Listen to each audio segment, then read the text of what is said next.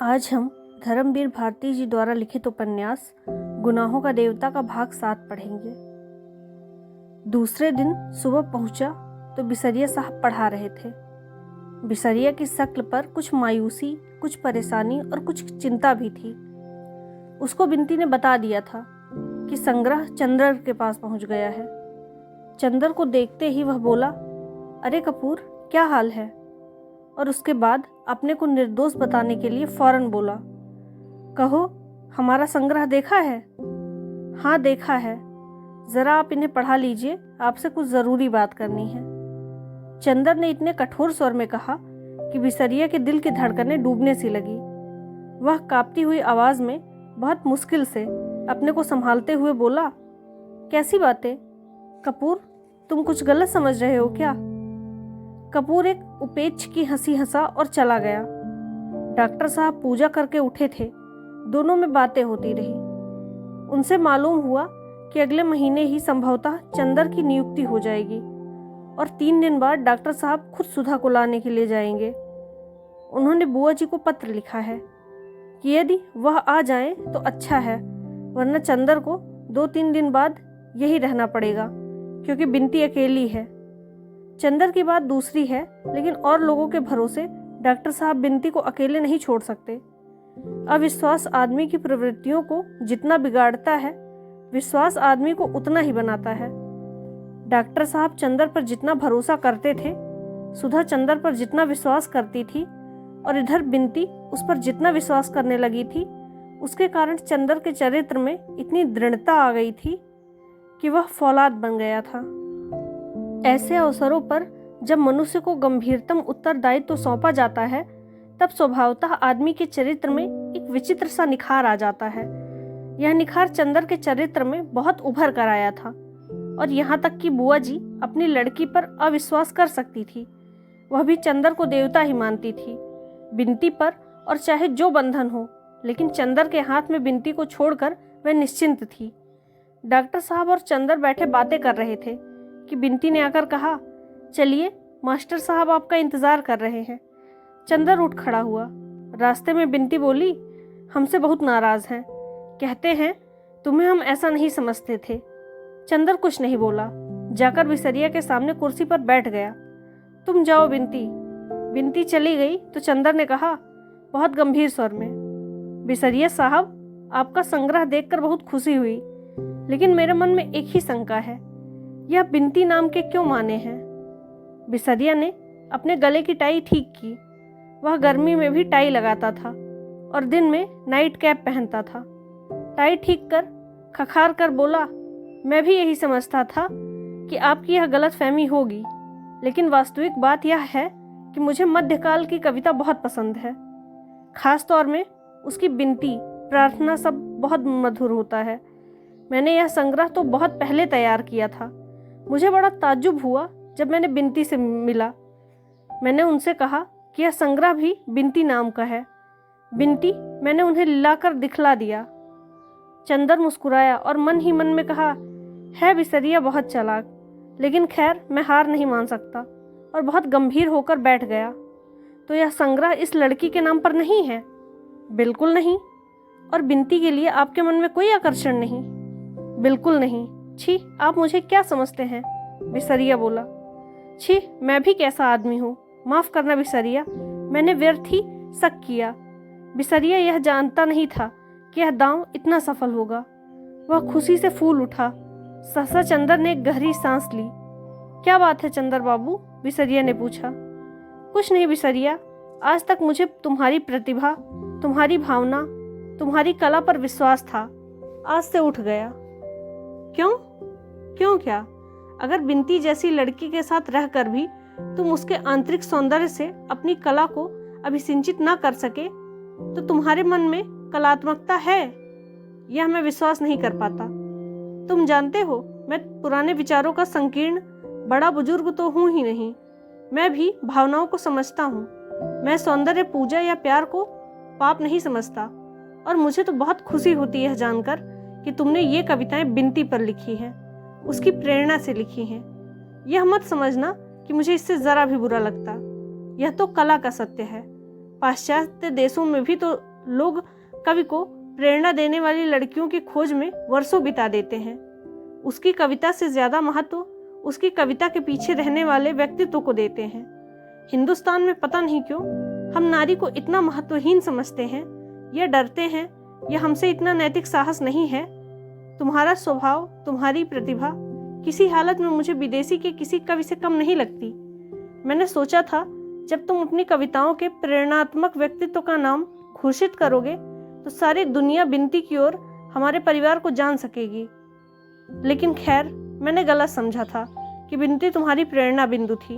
और चंदर चुपचाप गंभीरता से बिसरिया के संग्रह के पृष्ठ उलटने लगा।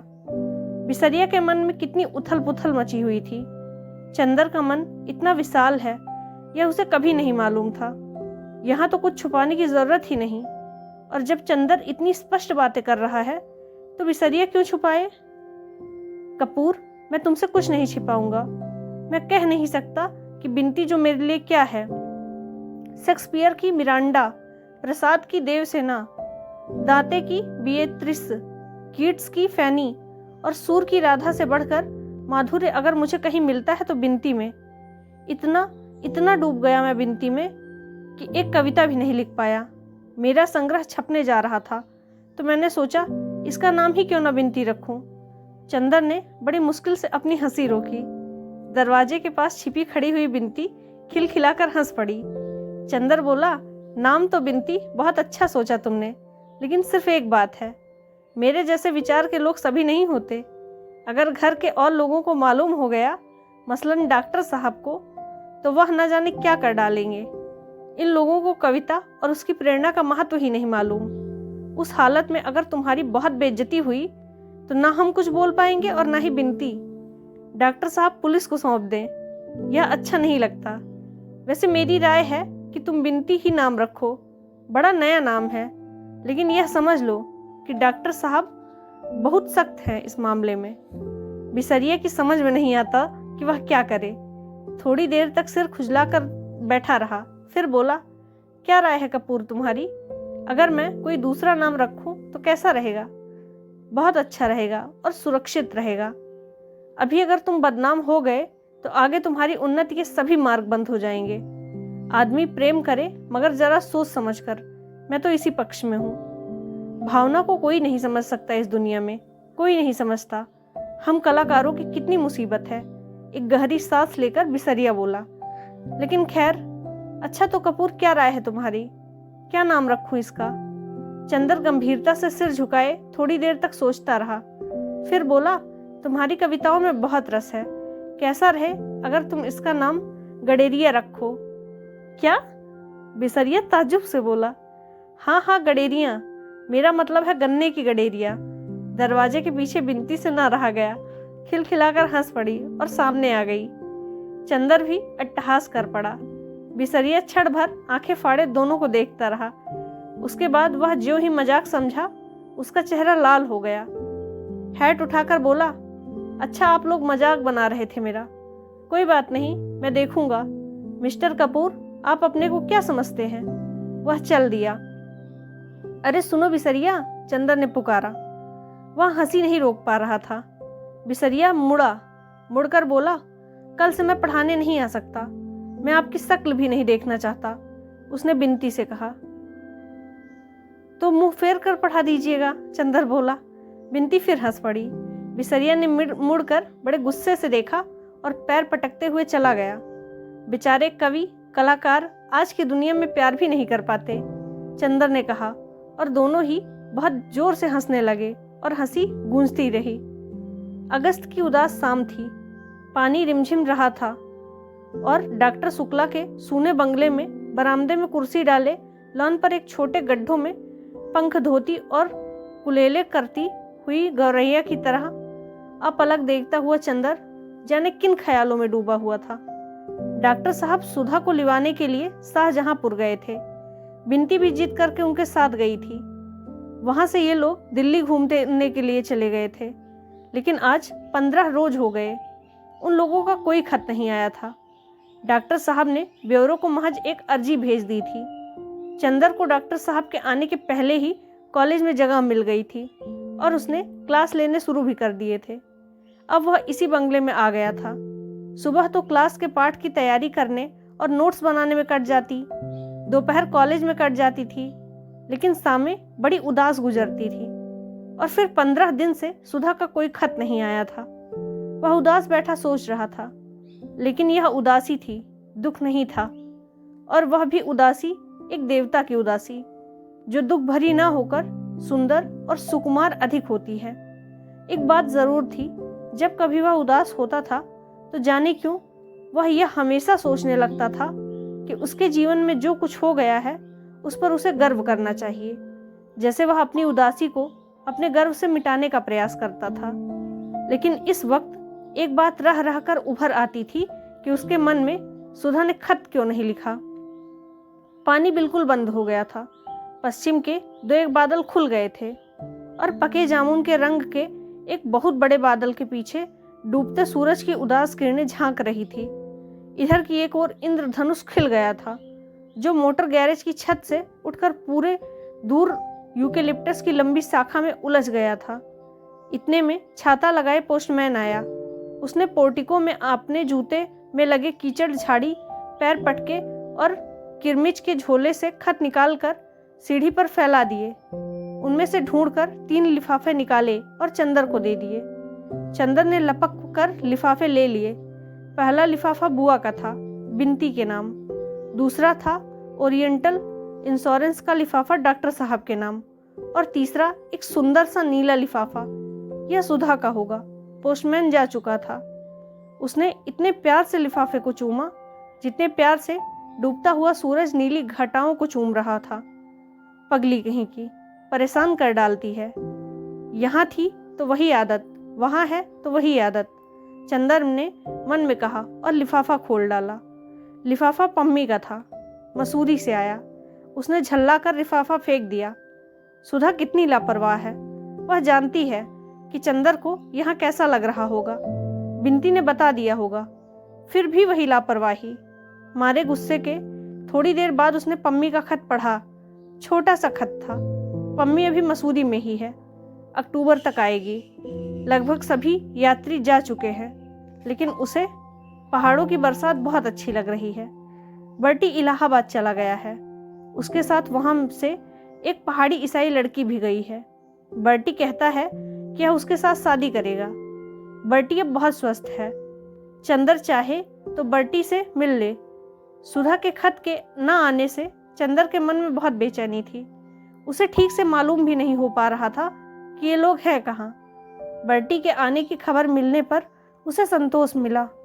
चलो एक दिन बर्टी के यहाँ ही मिलाएंगे, अब देखें कैसा है वह।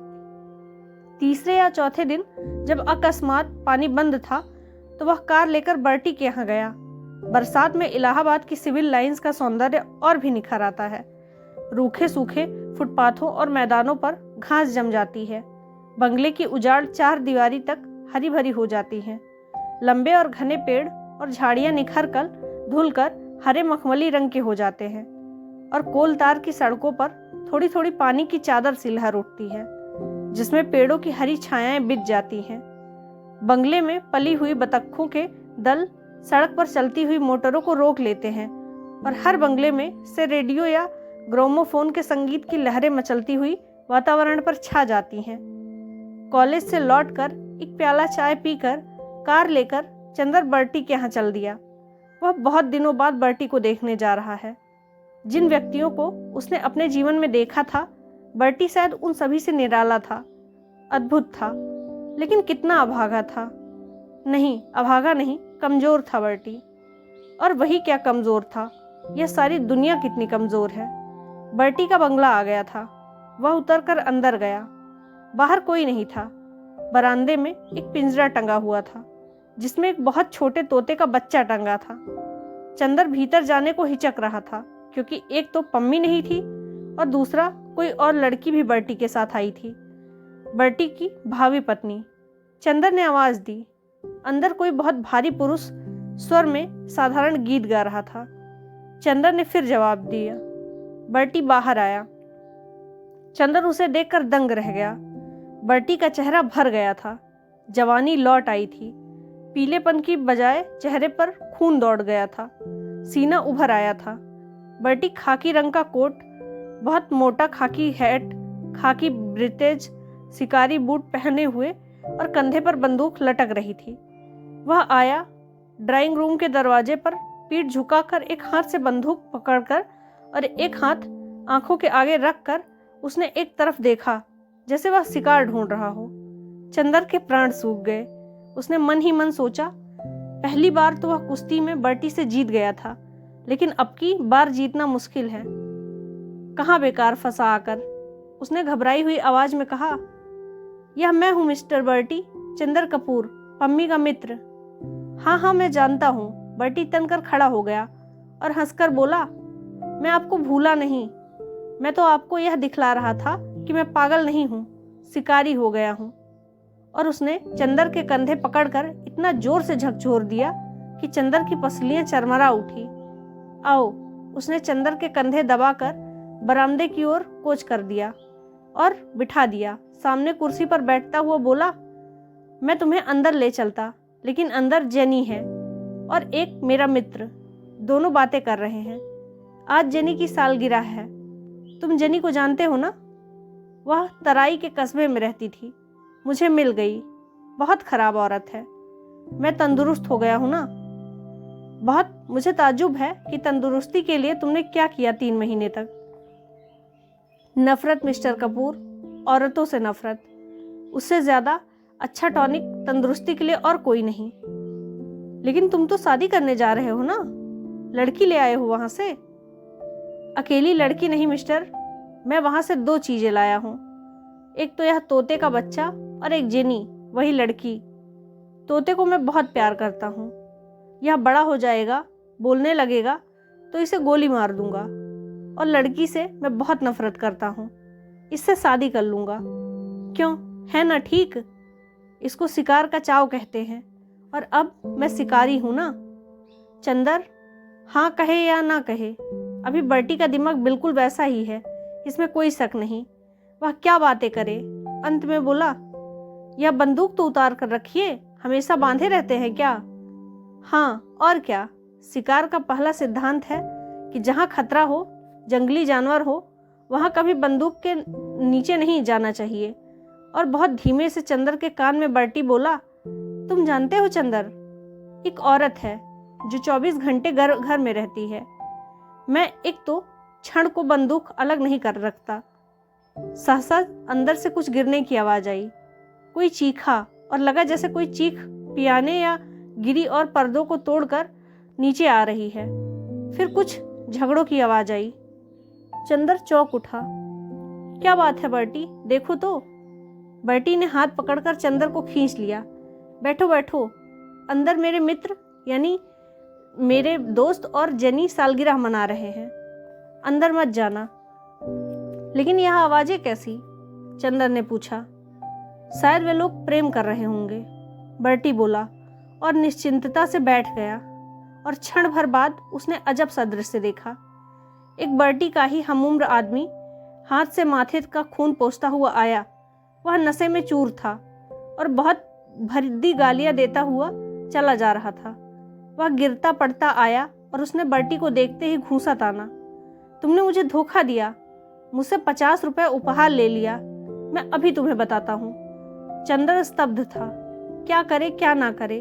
इतने में अंदर से जेनी निकली, लंबी तगड़ी, कम से कम 30 वर्ष की औरत थी। उसने आते ही पीछे से उस आदमी की कमीज पकड़ी और उसे सीढ़ी के नीचे कीचड़ में ढकेल दिया। वह सैकड़ों गाली देते हुए बोली, जा सीधे वरना हड्डी नहीं बचेगी। वह फिर उठा तो खुद भी नीचे कूद पड़ी और घसीटती हुई दरवाजे के बाहर ढकेल आई। बर्टी सांस रोके अपराधी सा खड़ा था। वह लौटी और बर्टी का कॉलर पकड़ लिया। मैं निर्दोष हूँ, मैं कुछ नहीं जानता। सहसा जेनी ने चंदर की ओर देखा। यह भी तुम्हारा दोस्त है? अभी बताती हूँ। और जो वह चंदर की ओर बढ़ी तो चंदर ने मन ही मन पन्नी का स्मरण किया। कहाँ फंसाया उस कमबख्त ने खत लिखकर। जो ही जेनी ने चंदर का कॉलर पकड़ा कि बर्टी बड़े कातर स्वर में बोला, उसे छोड़ दो, वह मेरा नहीं पम्मी का मित्र है। जेनी रुक गई। तुम पम्मी के मित्र हो? अच्छा बैठ जाओ, बैठ जाओ, तुम शरीफ आदमी मालूम पड़ते हो, मगर आगे से तुम्हारा कोई मित्र आया तो मैं उसकी हत्या कर डालूंगी। समझे कि नहीं बर्टी? बर्टी ने सिर हिलाया। हाँ समझ गए। जेनी अंदर चल दी, फिर सहसा बाहर आई और बर्टी को पकड़कर घसीटती हुई बोली, पानी बरस रहा है, इतनी सर्दी बढ़ रही है और तुमने स्वेटर नहीं पहना।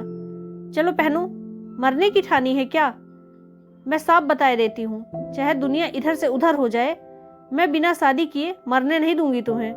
और वह बकरे की तरह बर्टी का कान पकड़कर अंदर घसीट ले गई। चंदर ने मन में कहा, यह कुछ इस रहस्यमय बंगले का असर है कि हर एक का दिमाग खराब भी मालूम होता है। 2 मिनट बाद जब बर्टी लौटा तो उसके गले में गुलबंद, ऊनी स्वेटर, ऊनी मोजे थे। वह हांफता हुआ आकर बैठ गया। मिस्टर कपूर, तुम्हें मानना होगा कि यह लड़की, यह डायन जेनी बहुत क्रूर है। मानता हूँ बर्टी, 16 आने मानता हूँ, चंदर ने मुस्कुराहट रोक कर कहा। लेकिन यह झगड़ा क्या है? झगड़ा क्या होता है? औरतों को समझना बहुत मुश्किल है। इस औरत के फंदे में फंसे कैसे तुम? चंदर ने पूछा। सी होंठ पर हाथ रखकर धीरे बोलने का इशारा करते हुए बर्टी ने कहा, धीरे बोलो। बात ऐसी हुई कि जब मैं तराई में शिकार खेल रहा था तो एक बार अकेले छूट गया। यह एक पेंशनर फॉरेस्ट गार्ड की अनब्याही लड़की है, शिकार में बहुत होशियार। मैं भटकते पहुंचा तो इसका बाप बीमार था। मैं रुक गया। तीसरे दिन वह मर गया। उसे जाने कौन सा रोग था कि उसका चेहरा बहुत डरावना हो गया था और पेट फूल गया था। रात को इसे बहुत डर लगा तो यह मेरे पास आकर लेट गई। बीच में बंदूक रखकर हम लोग सो गए। रात को इसने बीच से बंदूक हटा दी और अब कहती है कि मुझसे ब्याह करेगी और नहीं करूँगा तो मार डालेगी। पम्मी भी मुझसे बोली, तुम्हें अब ब्याह करना ही होगा, अब मजबूरी है मिस्टर कपूर। चंदर चुप बैठा सोच रहा था, कैसी विचित्र जिंदगी है इस अभागे की। मानो प्रकृति ने सारे आश्चर्य इसी की किस्मत में छोड़ दिए हैं। फिर बोला, यह आज क्या झगड़ा था? कुछ नहीं, आज इसकी सालगिरह थी। यह बोली, मुझे कुछ उपहार दो। मैं बहुत देर तक सोचता रहा, क्या दूं इसे? कुछ समझ ही नहीं आया। बहुत देर सोचने के बाद मैंने सोचा, मैं तो इसका पति होने जा रहा हूँ, इसे एक प्रेमी उपहार में दे दूं। मैंने एक मित्र से कहा कि तुम मेरी भावी पत्नी से आज शाम को प्रेम कर सकते हो। वह राजी हो गया। मैं ले आया। चंदर जोर से हंस पड़ा। हंसो मत मिस्टर कपूर, बर्टी बहुत गंभीर बनकर बोला। इसका मतलब यह है कि तुम औरतों को समझते नहीं। देखो, एक औरत उसी चीज को ज्यादा पसंद करती है, उसी के प्रति समर्पण करती है जो उसकी जिंदगी में नहीं होता है। मसलन एक औरत है जिसका ब्याह हो गया है या फिर होने वाला है। उसे यदि एक नया प्रेमी मिल जाए तो उसकी प्रसन्नता का ठिकाना नहीं रहता। वह अपने पति की बहुत कम परवाह करेगी अपने प्रेमी के आगे। और अगर कुंवारी लड़की है तो वह अपने प्रेमी की भावनाओं को पूरी तौर से हत्या कर सकती है यदि उसे एक पति मिल जाए तो।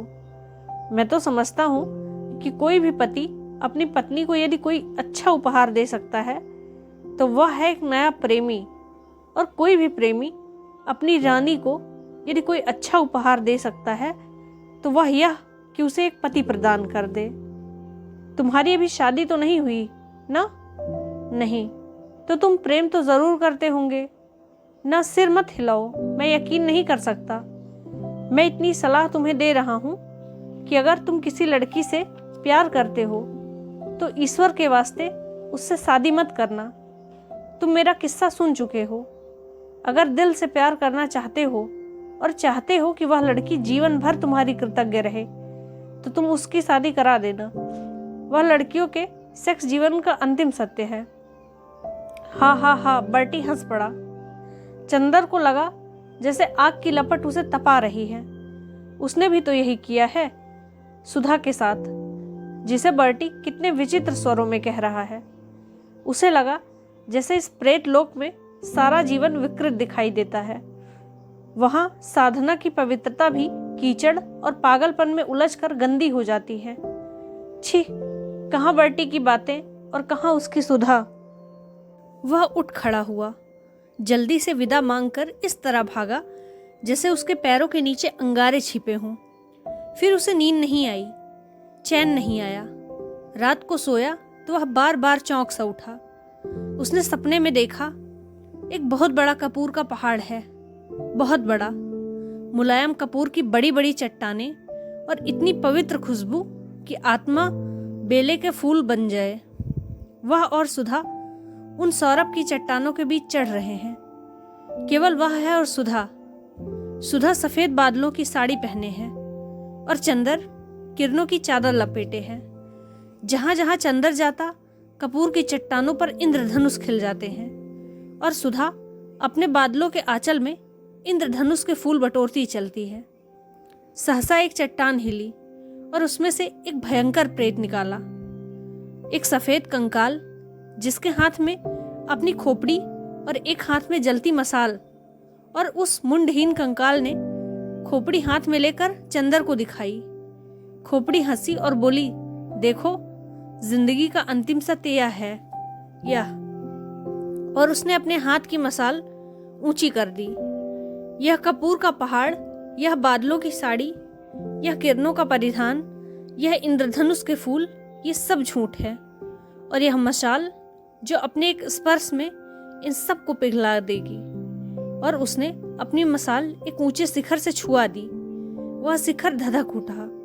पिघलती हुई आग की एक धारा बरसाती नदी की तरह उमड़कर बहने लगी। भागो सुधा, चंदर ने चीख कर कहा, भागो। सुधा भागी, चंदर भागा और वह पिघलती हुई आग की महानदी लहराते हुए अजगर की तरह उन्हें अपनी गुंजलिका में लपेटने के लिए चल पड़ी। शैतान हंस पड़ा, हा हा हा। चंदर ने देखा सुधा शैतान की गोद में थी। चंदर चौंक कर जाग गया। पानी बंद था लेकिन घनघोर अंधेरा था और पिशाचिनी की तरह पागल हवा पेड़ों को झकझोर रही थी, जैसे युग के जमे हुए विश्वासों को उखाड़ फेंकना चाहती हो। चंदर कांप रहा था, उसका माथा पसीने से तर था। वह उठकर नीचे आया। उसके कदम ठीक नहीं पड़ रहे थे। बरामदे की बत्ती जलाई। महाराजिन उठी। का है भैया? उसने पूछा। कुछ नहीं, अंदर सोऊंगा, चंदर ने कहा और सुधा के कमरे में जाकर बत्ती जलाई। सुधा की चारपाई पर लेट गया। फिर उठा, चारों ओर के दरवाजे बंद कर दिए कि कहीं कोई फिर ऐसा सपना बाहर के भयंकर अंधेरे में से न चला आए। लेकिन बर्टी की बातों से अंदर ही अंदर उसके मन में जाने कहाँ क्या टूट गया जो फिर बन नहीं पाया। अभी तक उसे अपने पर गर्व था, विश्वास था। अब कभी कभी वह अपने व्यक्तित्व का विश्लेषण करने लगा था। अब वह कभी कभी अपने विश्वासों पर सिर ऊंचा करने की बजाय उन्हें सामने फेंक देता था और निरपेक्ष वैज्ञानिक की तरह उनकी चीर फाड़ करता, उनकी सौ परीक्षा करता। अभी तक उसके विश्वास का संबल था, अब किसी ने उसे तर्क का अस्त्र शस्त्र दे दिया था। जाने किस राक्षसी प्रेरणा से उसने अपनी आत्मा को चीरना शुरू किया और इस तर्क वितर्क और अविश्वास के भयंकर जल प्रलय की लहर उसे एक दिन नरक के किनारे ले जा पटकी। सुधा का खत आया था। दिल्ली में पापा अपने कुछ काम से रुके थे और सुधा की तबीयत खराब हो गई थी। अब वह 2-3 रोज में आ जाएगी। लेकिन चंदर के मन में एक अजब सा असर हुआ था इस खत का। सुधा का पत्र नहीं आया था। सुधा दूर थी तब वह खुश था, वह उल्लासित था। सुधा का पत्र आते ही सहसा वह उदास हो गया। उदास तो क्या, उसे उबकाई सी आने लगी।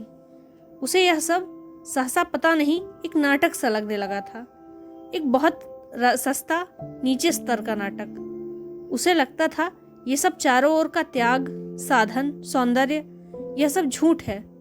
सुधा भी अंतोत्तज्ञा वही साधारण लड़की है जो कंवारे जीवन में पति और विवाहित जीवन में प्रेमी की भूखी होती है। वह भी शैतान से पूर्णतः हारा नहीं है। वह लड़ने की कोशिश करता था लेकिन वह हार रहा था, यह भी उसे मालूम था। और चंदर के जिस गर्व ने उसकी जीत में साथ दिया था वही गर्व उसकी हार में साथ दे रहा था। उसने मन में सोच लिया कि वह सुधा से, सभी लड़कियों से, इस सारे नाटक से नफरत करता है। सुधा का विवाह होना ही था, सुधा को विवाह करना था, सुधा के आंसू झूठे थे। अगर चंदर सुधा को ना समझ जाता तो घूम फिर कर सुधा विवाह करती ही, तब फिर विश्वास कहेगा और त्याग कहेगा। विश्वास टूट चुका था, गर्व जिंदा था, गर्व घमंड में बदल गया था, घमंड नफरत में, और नफरत नसों को चूर चूर कर देने वाली उदासी में। सुधा जब आई तो उसने चंदर को बिल्कुल बदला हुआ पाया। एक बात और हुई जिसने और भी आग सुलगा दी। यह लोग दोपहर को 1 बजे के लगभग आए, जबकि चंदर कॉलेज गया था। पापा तो आते ही नहा धोकर सोने चले गए। सुधा और बिनती ने आते ही अपने कमरे की सफाई शुरू की। कमरे की सारी किताबें झाड़ी, कपड़े ठीक किए, मेजें साफ की और उसके बाद कमरा धोने में लग गई। बिनती बाल्टी में पानी भर भर लाने लगी और सुधा झाड़ू से फर्श धोने लगी। हाथों में चूड़ी अब भी थी, पाँव में बिछिया और मांग में सिंदूर। चेहरा बहुत पीला पड़ गया था सुधा का। चेहरे की हड्डियां निकल आई थी और आंखों की रोशनी भी मैली पड़ गई थी। वह जाने क्यों कमजोर भी हो गई थी। झाड़ू लगाते लगाते सुधा बिनती से बोली, आज मालूम पड़ता है कि मैं आदमी हूँ, कल तक तो हैवान थी। पापा को भी जाने क्या सूझी थी कि इन्हें भी साथ दिल्ली ले गए। मैं तो शर्म से मर जाती थी। थोड़ी देर बाद चंदर आया। बाहर ही उसे मालूम हो गया था कि सब लोग आ गए हैं। उसे जाने क्यों ऐसा लग रहा था कि वह उल्टे लौट जाए। वह अगर इस घर में गया तो जाने उससे क्या अनर्थ हो जाएगा। लेकिन वह बढ़ता ही गया। स्टडी रूम में डॉक्टर साहब सो रहे थे। वह लौटा, अपने कपड़े उतारने के लिए ड्राइंग रूम की ओर चला। सुधा ने ज्यों ही आहट पाई, वह फौरन झाड़ू फेंक कर भागी। सिर खुला, धोती कमर में धसी हुई, हाथ गंदे, बाल बिखरे और बेतहासा दौड़कर चंदर से लिपट गई और बच्ची की भोली हंसी हंसकर बोली, चंदर चंदर, हम आ गए, अब बताओ। और चंदर को इस तरह कस लिया कि अब कभी नहीं छोड़ेगी। छी, दूर हटो सुधा, यह क्या नाटक करती हो? आज तुम बच्ची नहीं हो। और सुधा को बड़ी रुखाई से परे हटाकर अपने कोट पर से सुधा का हाथ से अलग करके मिट्टी झाड़ते हुए चंदर चुपचाप अपने कमरे में चला गया। सुधा पर जैसे बिजली गिर पड़ी। वह पत्थर की तरह खड़ी रही। फिर जैसे लड़खड़ाती हुई अपने कमरे में गई और चारपाई पर लेटकर फूट फूट कर रोने लगी। चंदर सुधा से नहीं बोला। डॉक्टर साहब के जगते ही उसने बातें करने लगा। शाम को वह साइकिल लेकर घूमने निकल गया।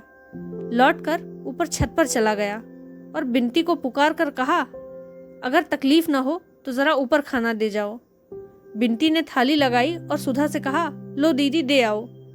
सुधा ने सिर हिलाकर कहा, तू ही दे आ, मैं अब कौन रह गई उनकी।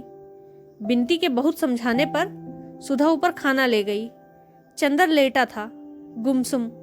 सुधा ने स्टूल खींचकर खाना रखा। चंदर कुछ नहीं बोला। उसने पानी रखा। चंदर फिर भी कुछ नहीं बोला। खाओ ना, सुधा ने कहा और एक कौर बनाकर चंदर को देने लगी। तुम जाओ, चंदर ने बड़े रूखे स्वर में कहा, मैं खा लूंगा। सुधा ने कौर थाली में रख दिया और चंदर के पायतने बैठकर बोली, चंदर तुम क्यों नाराज हो? बताओ हमसे क्या पाप हो गया? पिछले 1.5 महीने हमने एक एक क्षण गिन गिन कर काटे हैं कि कब तुम्हारे पास आए। हमें क्या मालूम था कि तुम ऐसे हो गए हो। मुझे जो चाहो सजा दे दो, लेकिन ऐसा तो ना करो। तुम तो कुछ भी नहीं समझते। और सुधा ने चंदर के पैरों पर सिर रख दिया। चंदर ने पैर झटक दिए। सुधा, इन सब बातों का क्या फायदा है? अब इस तरह की बातें करना सुनना मैं भूल गया हूँ। कभी इस तरह की बातें करते अच्छा लगता था। अब तो किसी सुहागिन के मुंह से यह सब शोभा नहीं देता। सुधा तिलमिला उठी। तो यह बात है तुम्हारे मन में? मैं पहले इससे समझती थी, लेकिन तुम्ही ने तो कहा था चंदर, अब तुम ही ऐसे कह रहे हो।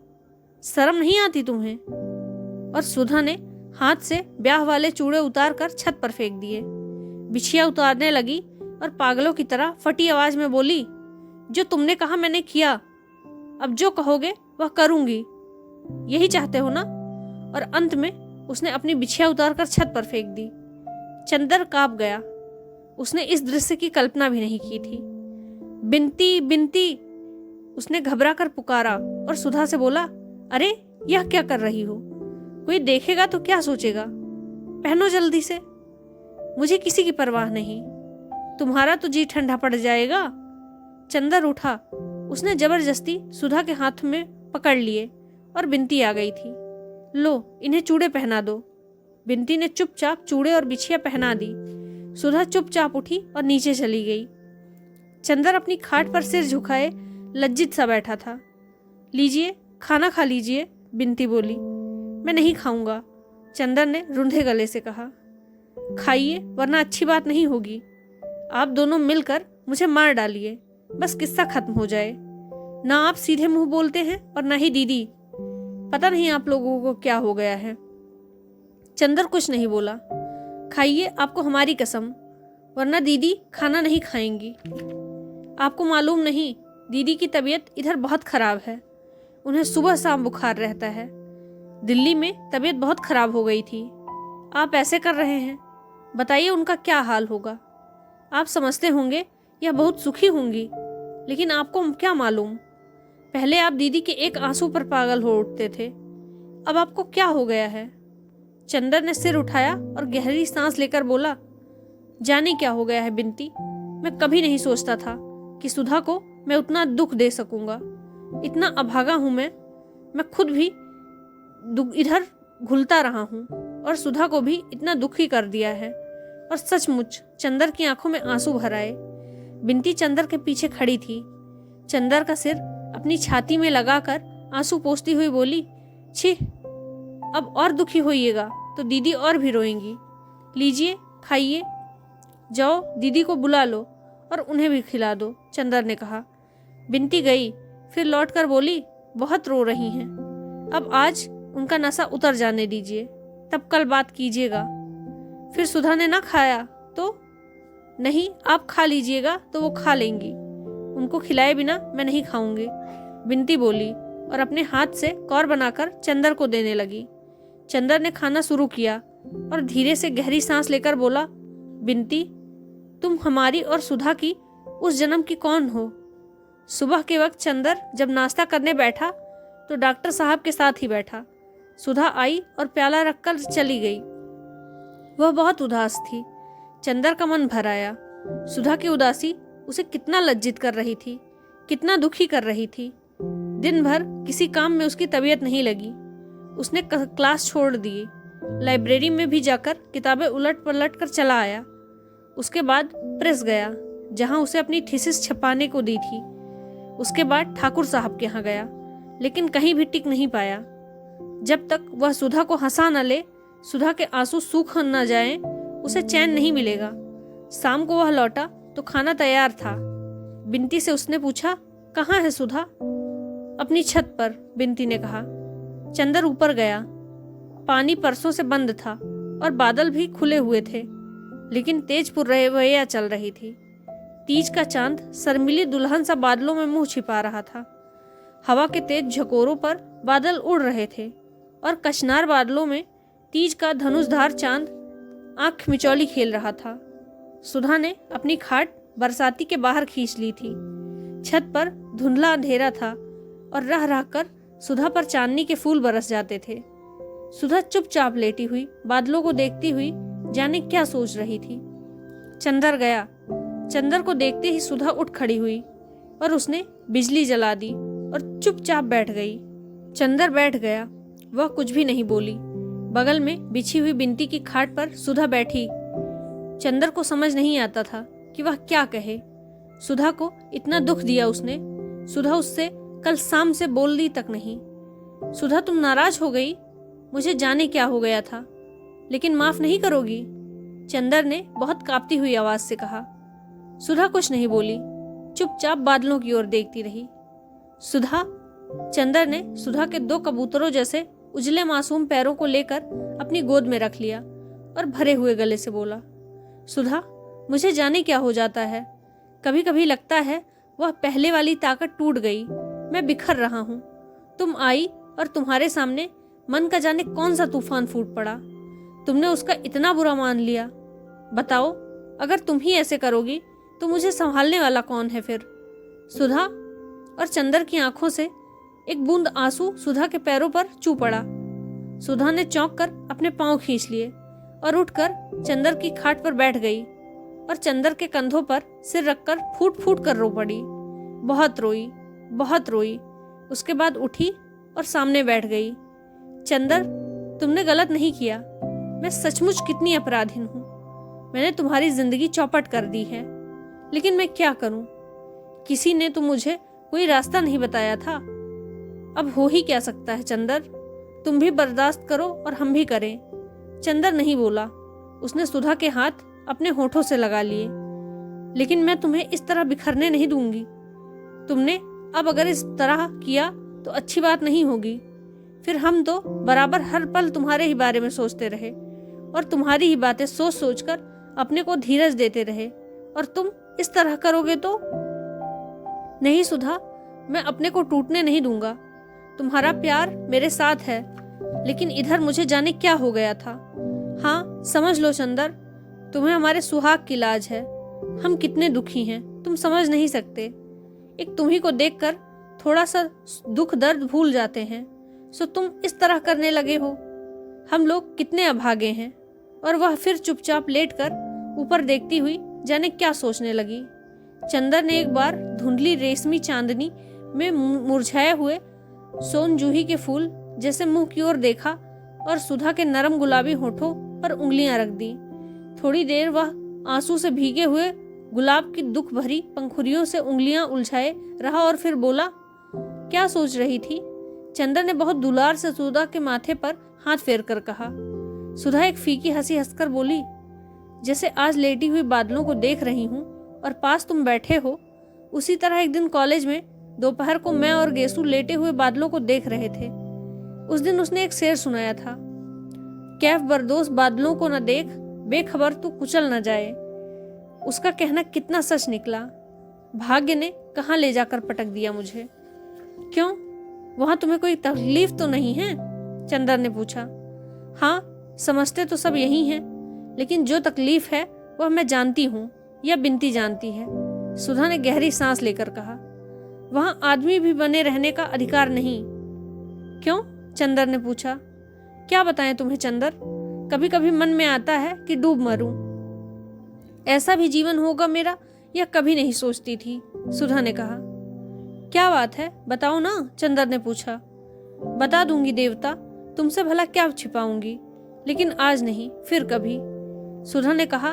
तुम परेशान मत हो। कहाँ तुम, कहाँ दुनिया। काश कि कभी तुम्हारी गोद से अलग न होती मैं। और सुधा ने अपना मुंह चंदर की गोद में छुपा लिया। चांदनी की पंखुड़ियां बरस पड़ी। उल्लास और रोशनी का मलय पवन फिर लौट आया था।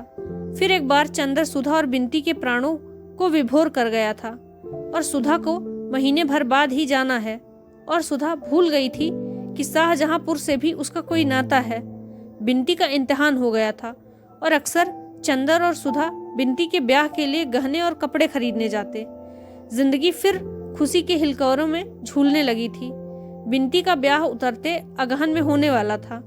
अब 2-2.5 महीने रह गए थे। सुधा और चंदर जाकर कपड़े खरीदते और लौटकर बिनती को जबरदस्ती पहनाते और गुड़िया की तरह उसे सजाकर खूब हंसते। दोनों के बड़े बड़े हौसले थे बिनती के लिए। सुधा बिनती को सलवार और चुन्नी का एक सेट और गरारा और कुर्ते का एक सेट देना चाहती थी। चंदर बिनती को एक हीरो की अंगूठी देना चाहता था। चंदर बिनती को बहुत स्नेह करने लगा था।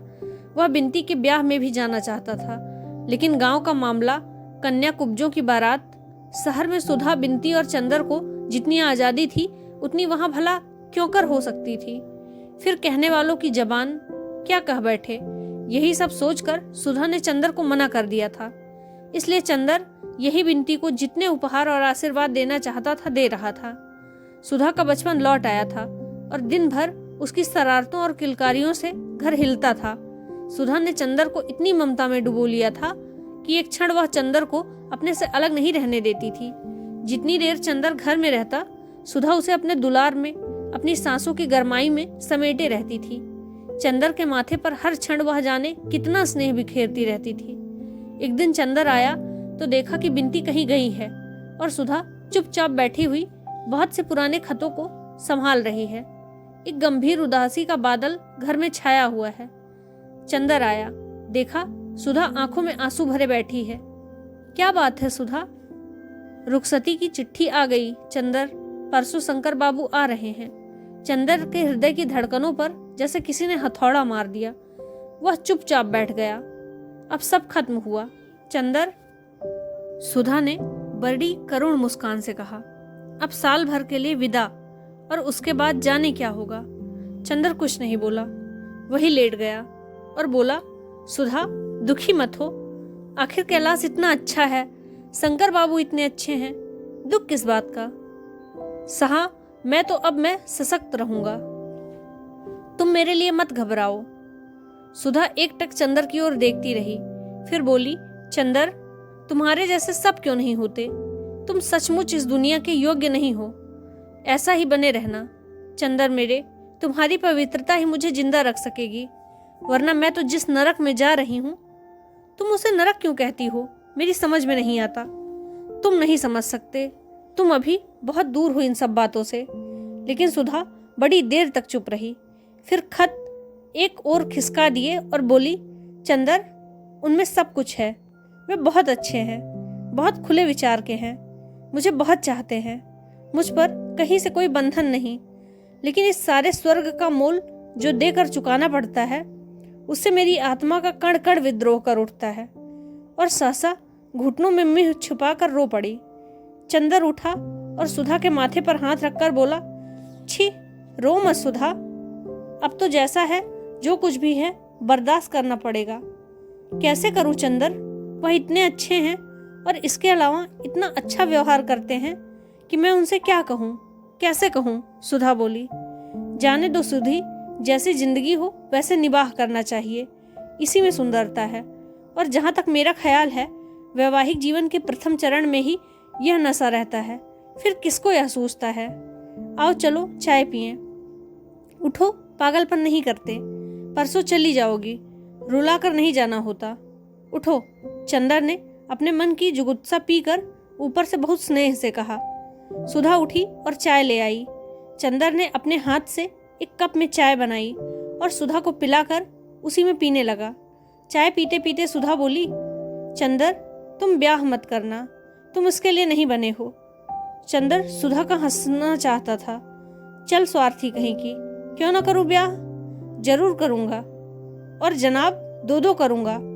अपने आप को कर लिया और मुझे उपदेश दे रही हो। सुधा हंस पड़ी। चंदर ने कहा, बस ऐसे ही हंसती रहना हमेशा, हमें याद करके, और अगर रोई तो समझ लो हम उसी तरह फिर अशांत हो उठेंगे जैसे अभी तक थे। फिर प्याला सुधा के होठों से लगाकर बोला, अच्छा सुधी, कभी तुम सुनो कि मैं उतना पवित्र नहीं रहा जितना तुम सोचती हो तो क्या करोगी। कभी मेरा व्यक्तित्व अगर बिगड़ गया तब क्या होगा। होगा क्या, मैं रोकने वाली कौन होती हूँ, मैं खुद ही क्या रोक पाई अपने को। लेकिन चंदर तुम ऐसे ही रहना, तुम्हें मेरे प्राणों की सौगंध है, तुम अपने को बिगाड़ना मत। चंदर हंसा, नहीं सुधा, तुम्हारा प्यार मेरी ताकत है, मैं कभी गिर नहीं सकता जब तक तुम मेरी आत्मा में गुथी हुई हो। तीसरे दिन शंकर बाबू आए और सुधा चंदर के पैरों की धूल माथे पर लगाकर चली गई। इस बार वह रोई नहीं, शांत थी, जैसे वध स्थल पर जाता हुआ बेबस अपराधी। जब तक आसमान में बादल रहते हैं तब तक झील में बादलों की छाह रहती है। बादलों के खुल जाने के बाद कोई भी झील उनकी छाह को सुरक्षित नहीं रख पाती। जब तक सुधा थी, चंदर की जिंदगी का फिर एक बार उल्लास उठा और उसकी ताकत लौट आई थी। सुधा के जाते ही फिर सब कुछ खो बैठा। उसके मन में कोई स्थायित्व नहीं रहा, लगता था जैसे वह एक जलागर है और बहुत गहरा है, लेकिन जिसमें हर चांद, सूरज, सितारे और बादल की छाह पड़ती है, और उनके चले जाने के बाद फिर वह उनका प्रतिबिंब खो देता है और बदल कर फिर वैसा हो जाता है। कोई भी चीज मानी को रंग नहीं पाती, उसे छू नहीं पाती। हाँ, लहरों में उनकी छाया का रूप विकृत हो जाता है। चंदर के चारों ओर की दुनिया सहज गुजरते हुए बादलों का निस्सार तमाशा सी लग रही थी। कॉलेज की चहल पहल, ढलती हुई बरसात का पानी, थीसिस और डिग्री, बर्टी का पागलपन और पम्मी के खत, ये सब उसके सामने आते और सपने की तरह गुजर जाते। कोई चीज उसके हृदय को छू ना पाती। ऐसा लगता था कि चंदर एक खोखला व्यक्ति है जिसमें सिर्फ एक सापेक्ष अंतःकरण मात्र है, कोई निरपेक्ष आत्मा नहीं, और हृदय भी जैसे समाप्त हो गया था। एक जलहीन हल्के बादल की तरह वह हवा के हर झोंके पर तैर रहा था, लेकिन टिकता कभी नहीं था।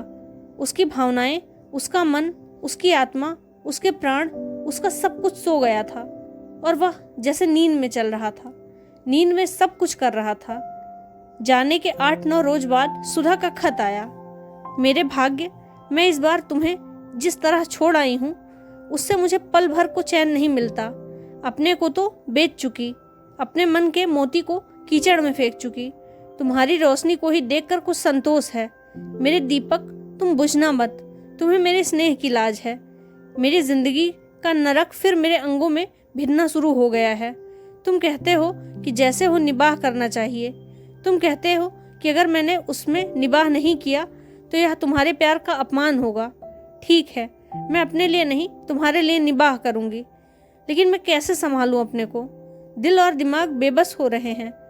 नफरत करूंगी, लेकिन मैं किससे करूं? नफरत से मेरा खून उबला जा रहा है। कभी कभी जब तुम्हारी सूरत सामने होती है तो अपना सुख दुख भूल जाती हूँ, लेकिन अब तो जिंदगी का तूफान जाने कितना तेज होता जा रहा है। लगता है तुम्हें भी मुझ में खींचकर अलग कर देगा, लेकिन तुम्हें अपने देवत्व की कसम है, तुम मुझे अब अपने हृदय से दूर न करना। तुम नहीं जानते कि तुम्हारी याद के ही सहारे मैं यह नरक झेलने को में सामर्थ्य हूँ। तुम मुझे कहीं छुपा लो, मैं क्या करूँ? मेरा अंग अंग मुझ पर व्यंग कर रहा है। आंखों की नींद खत्म है, पाँवों में इतना तीखा दर्द है कि कुछ कह नहीं सकती। उठते बैठते चक्कर आने लगा है, कभी कभी बदन कांपने लगता है। आज वह बरेली गए, लगता है मैं आदमी हूँ। तभी मुझे लिखा भी जा रहा है। तुम दुखी मत होना। चाहती थी कि तुम्हें ना लिखूं, लेकिन बिना लिखे मन नहीं मानता। मेरे अपने, तुमने तो यही सोचकर यहाँ भेजा था कि इससे अच्छा लड़का नहीं मिलेगा, लेकिन कौन जानता था कि फूल में कीड़े भी होंगे। अच्छा, अब माँ जी नीचे बुला रही हैं, चलती हूँ। देखो, अपने किसी खत में इन सब बातों का जिक्र मत करना और इसे फाड़ कर फेंक देना। तुम्हारी अभागिनी सुधा। चंदर को खत मिला तो एक बार जैसे उसकी मूर्छा टूट गई। उसने खत लिया और बिनती को बुलाया। बिनती हाथ में साग और डलिया लिए आई और पास बैठ गई। चंदर ने वह खत बिनती को दे दिया। बिनती ने पढ़ा और चंदर को वापस दे दिया और चुपचाप तरकारी काटने लगी। वह उठा और चुपचाप अपने कमरे में चला गया। थोड़ी देर बाद बिनती चाय लेकर आई और चाय रखकर बोली, आप दीदी को कब खत लिख रहे हैं? मैं नहीं लिखूंगा, चंदर बोला। क्यों? क्या लिखूं बिनती? कुछ समझ में नहीं आता, कुछ झल्ला कर चंदर ने कहा। बिनती चुपचाप बैठ गई। थोड़ी देर बाद चंदर बड़े मुलायम स्वर में बोला, बिनती, एक दिन तुमने कहा था कि मैं देवता हूँ, तुम्हें मुझ पर गर्व है। आज भी क्या तुम्हें मुझ पर गर्व है? पहले से ज्यादा, बिनती बोली। अच्छा, ताज्जुब है, चंदर बोला। अगर तुम जानती कि आजकल कभी कभी मैं क्या सोचता हूँ तो तुम्हें ताज्जुब होता। तुम जानती हो, सुधा के इस खत से मुझे जरा सा भी दुख नहीं हुआ, सिर्फ झल्लाहट ही हुई है।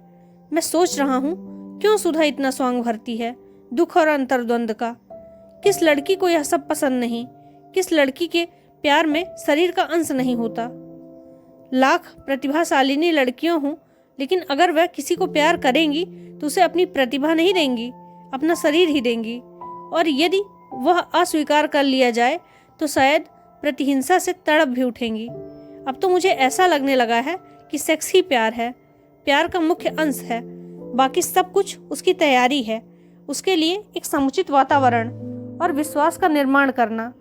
जाने क्यों मुझे इस सब से बहुत नफरत होती जाती है। अभी तक मैं सेक्स और प्यार दो अलग चीजें समझता था।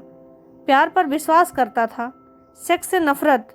अब मुझे दोनों एक ही चीजें लगती हैं और जाने कैसे अरुचि सी हो गई है इस जिंदगी से। तुम्हारी क्या राय है बिनती? मेरी? अरे हम बेपढ़े लिखे आदमी, हम क्या आपसे बात करेंगे? लेकिन एक बात है, ज्यादा पढ़ना लिखना अच्छा नहीं होता। क्यों? चंदर ने पूछा। पढ़ने लिखने से ही आप और दीदी जाने क्या सोचते हैं। हमने देहात में देखा है, वहाँ लड़कियाँ समझती हैं कि उन्हें क्या करना है। इसलिए कभी इन सब बातों पर अपना मन नहीं बिगाड़ती, बल्कि मैंने तो देखा है सभी शादी के बाद मोटी होकर आती हैं, और दीदी अब छोटी सी नहीं है कि उनकी तबीयत खराब हो जाए। यह सब मन में घुटने का नतीजा है। जब यह होना ही है तो क्यों दीदी दुखी होती हैं? उन्हें तो और मोटी होना चाहिए, बिंती बोली। इस समस्या का इतना सरल समाधान सुनकर चंदर को हंसी आ गई। अब तुम ससुराल जा रही हो, मोटी होकर आना। धत, आप तो मजाक करने लगे। लेकिन बिंती, तुम इस मामले में बड़ी विद्वान मालूम होती हो। अभी तक यह विद्वता कहाँ छुपाए रखी थी? नहीं, आप मजाक न बनाइए। मैं तो सच बताऊं कि देहाती लड़कियां शहर की लड़कियों से ज्यादा होशियार होती हैं इन सब मामलों में। सच? चंदर ने पूछा। वह गांव की जिंदगी को बेहद निरीह समझता था। हाँ और क्या, वहाँ इतना दुराव, इतना गोपान नहीं है। सभी कुछ उनके जीवन का उन्मुक्त है, और ब्याह के पहले ही वहाँ लड़कियां सब कुछ। अरे नहीं, चंदर ने बेहद ताज्जुब से कहा। लो, यकीन नहीं होता आपको? मुझे कैसे मालूम हुआ इतना? मैं आपसे कुछ नहीं छिपाती। वहाँ तो सब लोग इसे इतना स्वाभाविक समझते हैं जितना खाना पीना, हंसना बोलना। बस लड़कियां इस बात में सचेत रहती हैं कि किसी मुसीबत में ना फंसें। चंदर चुपचाप बैठ चाय पीता रहा। आज तक वह जिंदगी को कितनी पवित्र मानता रहा, लेकिन जिंदगी कुछ और ही है। जिंदगी अब भी वह है जो सृष्टि के आरंभ में थी, और दुनिया कितनी चालाक है, कितनी भुलावा देती है। अंदर से मन में जहर छिपाकर भी होठों पर कैसी अमृतमयी मुस्कान झलकाती रही है। यह बिंती जो इतनी शांत, संयत और भोली लगती थी, इसमें भी सभी गुण भरे हैं। इस दुनिया में चंदर ने जिंदगी को परखने में कितना बड़ा धोखा खाया है। जिंदगी यह है, मांस, लता और प्यास, और उसके साथ साथ अपने को छिपाने की कला। वह बैठा बैठा सोचता रहा। सहसा उसने पूछा, बिंती, तुम भी देहात में रही हो, और सुधा भी।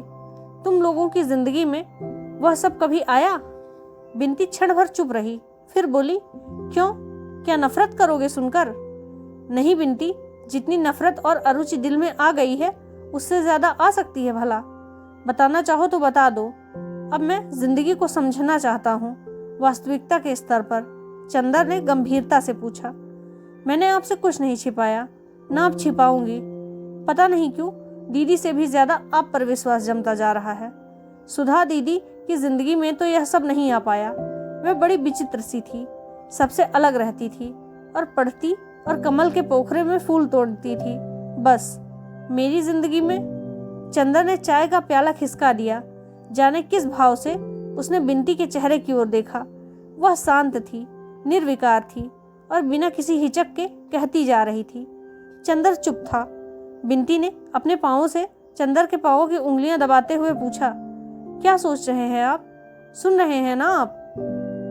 जाने दो, मैं नहीं सुनूंगा। लेकिन तुम मुझ पर इतना विश्वास क्यों करती हो? चंदर ने पूछा। जाने क्यों, यहाँ आकर मैंने दीदी के साथ आपका व्यवहार देखा। फिर पम्मी वाली घटना हुई। मेरे तन मन में एक विचित्र सी श्रद्धा आपके लिए छा गई। जाने कैसी अरुचि मेरे मन में दुनिया के लिए थी। आपको देखकर मैं फिर स्वस्थ हो गई। ताज्जुब है, तुम्हारे मन की अरुचि दूर हो गई दुनिया के प्रति, और मेरे मन की अरुचि बढ़ गई। कैसे अंतर विरोध होते हैं मन की प्रतिक्रियाओं में। एक बात पूछूं बिंती, तुम मेरे इतने समीप रही हो, सैकड़ों बार ऐसा हुआ होगा कि जो मेरे विषय में तुम्हारे मन में शंका पैदा कर देता। तुम सैकड़ों बार मेरे सिर को अपने वक्ष पर रखकर मुझे सांत्वना दे चुकी हो। तुम मुझे बहुत प्यारी हो, लेकिन तुम जानती हो मैं तुम्हें प्यार नहीं करता हूँ। फिर यह सब क्या है, क्यों है? बिंती चुप रही। पता नहीं क्यों है, मुझे इसमें कभी कोई पाप नहीं दिखा, और कभी दिख भी नहीं सकता। मन में कहा कि आप इतने पवित्र हैं, आपका चरित्र इतना ऊंचा है कि मेरा पाप भी आपको छूकर पवित्र हो जाएगा। लेकिन बिंती, बस, बिंती ने चंदर को टोक कर कहा, इससे अधिक आप कुछ मत पूछिए, मैं हाथ जोड़ती हूँ। चंदर चुप हो गया। चंदर जितना सुलझाने का प्रयास कर रहा था, चीजें उतनी ही उलझती जा रही थी। सुधा ने जिंदगी का एक पक्ष चंदर के सामने रखा था। बिंती उसे दूसरी दुनिया में खींच लाई। कौन सच है, कौन झूठ, वह किसका तिरस्कार करे, किसको स्वीकार करे? अगर सुधा गलती पर है तो चंदर का जिम्मा है। चंदर ने सुधा की हत्या की है, लेकिन कितनी भिन्न है दोनों बहनें। बिंती कितनी व्यवहारिक, कितनी यथार्थ, संयत, और सुधा कितनी आदर्श, कितनी कल्पनीय, कितनी सूक्ष्म और कितनी ऊंची, कितनी सुकुमार और पवित्र। जीवन की समस्याओं के अंतर विरोध में जब आदमी दोनों पक्षों को समझ लेता है, तब उसके मन में एक ठहराव आ जाता है। वह भावना से ऊपर उठकर स्वच्छ बौद्धिक धरातल पर जिंदगी को समझने की कोशिश करने लगता है। चंदर अब भावना से हटकर जिंदगी को समझने की कोशिश करने लगा था। वह अब भावना से डरता था। भावना के तूफान में इतनी ठोकरें खाकर अब उसने बुद्धि का शरण ली थी और एक पलायनवादी की तरह भावना से भागकर बुद्धि की एकांगिता में छिप गया था। कभी भावुकता से नफरत करता था, अब वह भावना से ही नफरत करने लगा था। इस नफरत का भोग सुधा और बिंती दोनों को ही भुगतना पड़ा। सुधा को उसने एक भी खत नहीं लिखा और बिंती से एक दिन भी बात नहीं की ठीक से। जब भावना और सौंदर्य की उपासक को बुद्धि और वास्तविकता की ठेस लगती है, तब वह सहसा कटुता और व्यंग्य से उबल उठता है। इस वक्त चंदर का मन भी कुछ ऐसा ही हो गया था।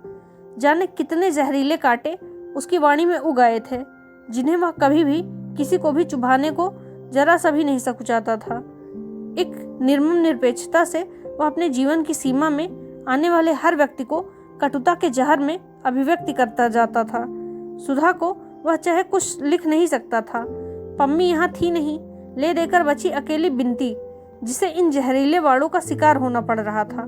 सितंबर बीत रहा था और अब वह गांव जाने की तैयारी कर रही थी। डॉक्टर साहब ने दिसंबर तक की छुट्टी ली थी और वह भी गांव जाने वाले थे। शादी के महीने भर पहले ही उनका जाना जरूरी था। चंदर खुश नहीं था, नाराज नहीं था। एक स्वर्ग भ्रष्ट देवदूत जैसे पिचासों को खरीद लिया था। उन्हीं की तरह वह जिंदगी में के सुख दुख को ठोकर मारता हुआ किनारे खड़ा सभी पर हंस रहा था, खास तौर से नारी पर। उसके मन का सारा जहर बिखरने लगा था और उसमें उसे यह भी अक्सर ध्यान नहीं रहता था कि वह किससे क्या बात कर रहा है। बिंती सब कुछ चुपचाप सहती जा रही थी। बिंती को सुधा की तरह रोना नहीं आता था, न उसकी चंदर इतनी परवाह ही करता था जितनी सुधा की। दोनों में बातें भी बहुत कम होती थी, लेकिन बिंती मन ही मन में दुखी थी। वह क्या करे। एक दिन उसने चंदर के पैर पकड़कर बहुत अनुनय से कहा, आपको यह क्या होता जा रहा है? अगर आप ऐसे ही करेंगे तो हम दीदी को लिख देंगे। चंदर बड़ी भयानक हंसी हंसा। दीदी को क्या लिखोगी? मुझे अब उसकी परवाह नहीं। वह दिन गए बिंती, बहुत बन लिए हम। हाँ चंदर बाबू, आप लड़की होते तो समझते। सब समझता हूँ मैं।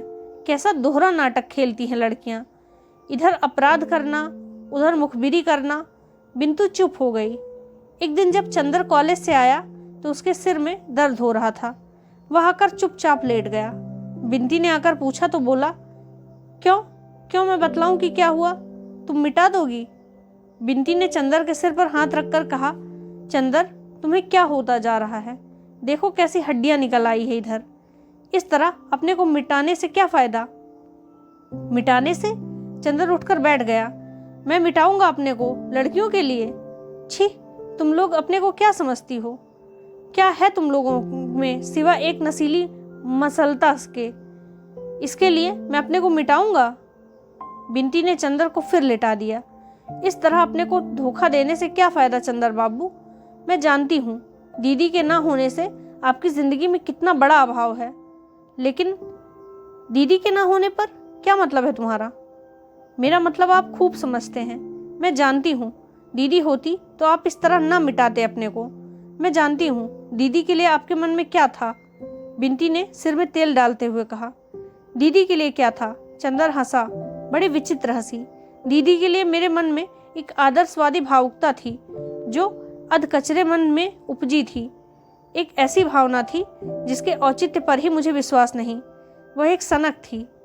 सनक? बिंती थोड़ी देर चुपचाप सिर में तेल ठोकती रही, फिर बोली, अपनी सांसों से बनाई देव मूर्ति पर इस तरह लात तो न मारिए, आपको शोभा नहीं देता। बिंती की आंखों में आंसू आ गए। कितनी अभागी हैं दीदी। चंदर एक टक बिंती की ओर देखता रहा और फिर बोला, मैं अब पागल हो जाऊंगा बिंती।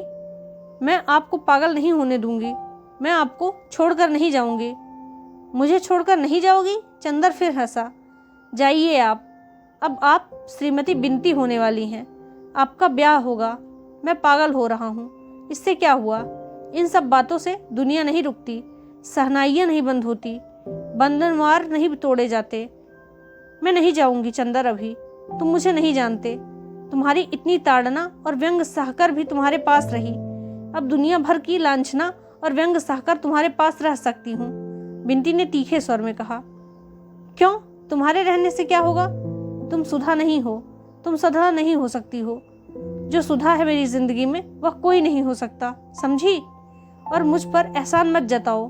मैं मर जाऊं, मैं पागल हो जाऊं, किसी का साझा। क्यों तुम मुझ पर इतना अधिकार जताने लगी हो? अपनी सेवा के बल पर। मैं इसको रत्ती भर भी परवाह नहीं करता। जाओ यहाँ से। और उसने बिनती को धकेल दिया, तेल की शीशी उठाकर फेंक दी। बिनती रोती हुई चली गई। चंदर उठा और कपड़े पहनकर बाहर चल दिया। ये लड़कियां समझती हैं एहसान कर रही हैं मुझ पर। बिनती के जाने की तैयारी हो गई थी।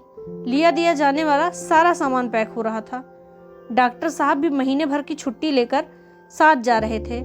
उस दिन भी घटना के बाद बिनती चंदर से बिल्कुल भी नहीं बोलती थी। चंदर भी कभी नहीं बोला। ये लोग कार पर जाने वाले थे। सारा सामान पीछे आगे लद जाने वाला था। डॉक्टर साहब कार लेकर बाजार गए थे। चंदर उनका होल्ड हॉल संभाल रहा था।